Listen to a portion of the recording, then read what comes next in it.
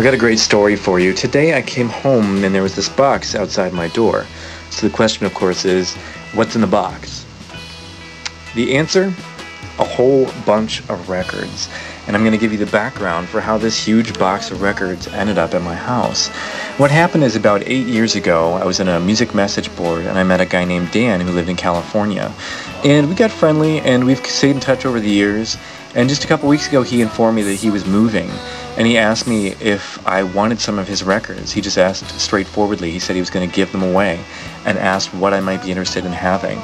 So we sort of got in touch and talked about what sort of things I would like. And the first box, like I said, arrived today. And I wanted to show you some of the stuff that I got from Dan. The first album there on the right is the Barbarella soundtrack. And on the left is Gabor Szabo's Bacchanal album. Here's an obscure album called Transformer by David Stoughton on the Elektra label. On the left there is Charles Manson's Lie.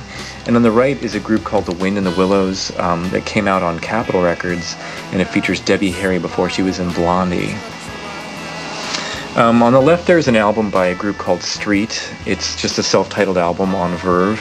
And on the right is a group that included the Allman Brothers. The name is The Hourglass, and it's on the Liberty label. Oh Pleasant Hope by The Blue Cheer on the left there on Phillips Records. There's a Hook album by The Hook is the name of the band in the middle on Uni, and on the right The Love Generation on Imperial.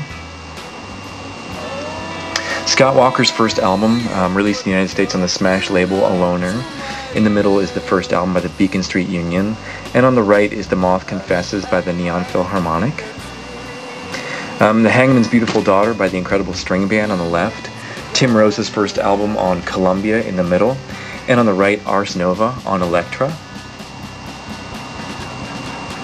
Attila is a band that came out with an album on the Epic label, and it featured Billy Joel between being in the Hassles and being a solo artist. And the right's a band named Joyride, and they featured a bunch of members from Paul Revere and the Raiders. On the right here is the Holy Mackerel, their only album on Reprise Records. And on the left is Wild in the Streets, the soundtrack album from 1968. Yeah, the album besides that is called The A-Go-Go Singers, that's the name of the band. And it's on the Roulette label, and it features Richie Fury and Stephen Stills before they were in Buffalo Springfield. On the left there is Renaissance on Elektra. The album in the middle is Randy California, it's his Captain Copter album.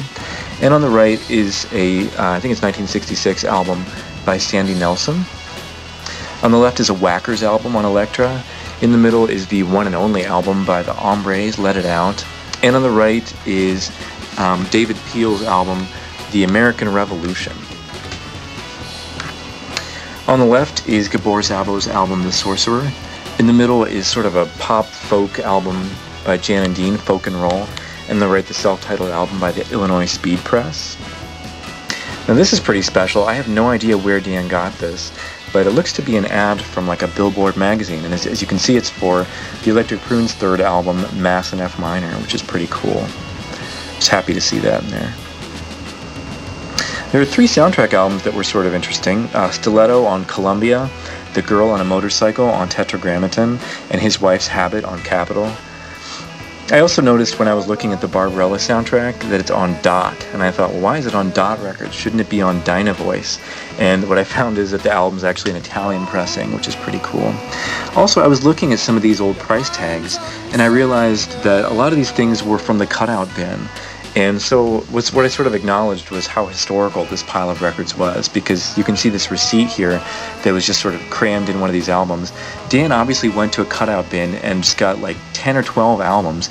You can see the total, it's like $7. So a great piece of history. So I want to thank you sincerely, Dan. It means a lot to me, and take care. I wish you well.